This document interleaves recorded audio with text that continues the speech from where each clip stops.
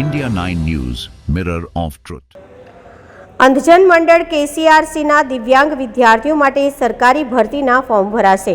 અંધજન મંડળ સંસ્થા દ્વારા અનોખી પહેલ શરૂ કરવામાં આવી છે, જેમાં પહેલીવાર ફક્ત દિવ્યાંગો સ્પર્ધાત્મક પરીક્ષા અંગેના ફોર્મ ભરવામાં આવશે. સંસ્થાના અગ્રણીના જણાવ્યા અનુસાર દિવ્યાંગ વ્યક્તિઓ માટે ગુજરાત સરકાર દ્વારા 20,000થી વધુ સરકારી નોકરીઓની જાહેરાત સૌ પ્રથમવાર બહાર પાડવામાં આવી છે. ગુજરાત સરકારની ક્લાસ 1, ક્લાસ 2 અને ક્લાસ 3ની જગ્યાઓ પર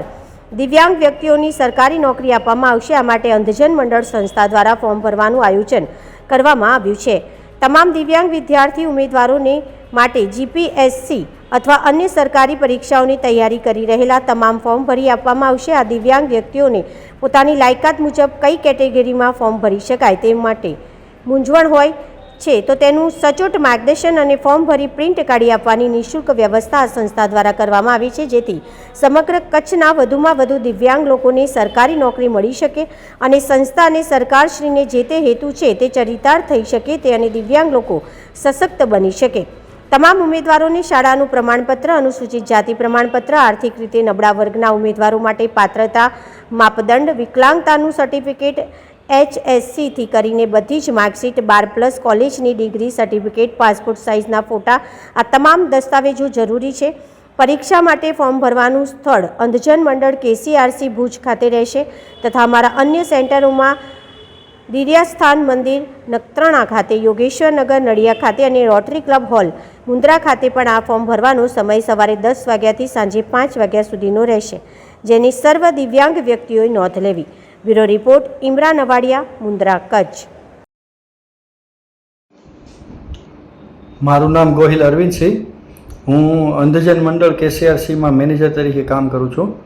અને આજ તો ખુશીના એક સમાચાર છે કે દિવ્યાંગ વ્યક્તિઓ માટે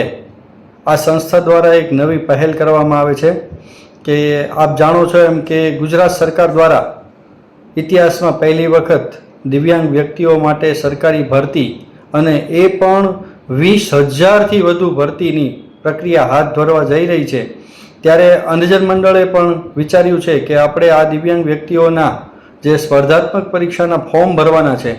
એ આપણે અંધજન મંડળ કેસીઆરસીમાં ભરવાની કામગીરી શરૂ છે.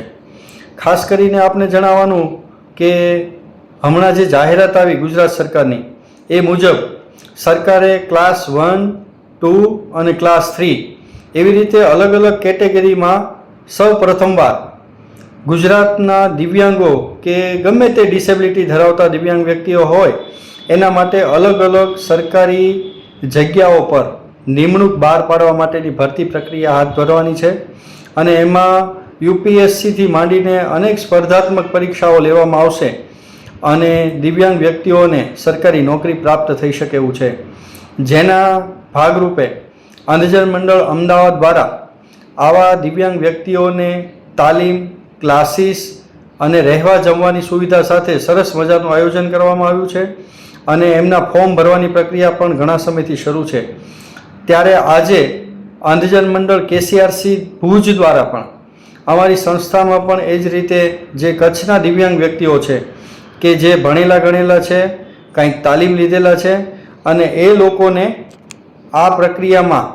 લાભ મળતો થાય અને કચ્છના વધુમાં વધુ દિવ્યાંગો સરકારી નોકરીમાં રહી અને સરકારી નોકરી મેળવી અને સારું કામ કરી શકે, એમની ઉન્નતિ થાય, એ હેતુ માટે આપણે આજેથી સરકારી નોકરીના ફોર્મ ભરવાનું શરૂ કર્યું છે. જેમાં દિવ્યાંગ વ્યક્તિઓએ પોતાના આધારો જેવા કે દિવ્યાંગતાનું સર્ટિફિકેટ, બસ પાસ હોય, યુડીઆઈડી કાર્ડ હોય, એમના શાળા છોડ્યાનું પ્રમાણપત્ર હોય, અભ્યાસના આધારો હોય, ડિગ્રી સર્ટિફિકેટ હોય, આ બધું એમણે લઈ ડોક્યુમેન્ટ અને અંધજન મંડળ કેસીઆરસીમાં આવશે એટલે એના કઈ કેટેગરીમાં ફોર્મ ભરવું, કઈ જાતિમાં એમનો સમાવેશ થઈ શકે એવું છે અને કઈ નોકરી એમને મળવા પાત્ર છે,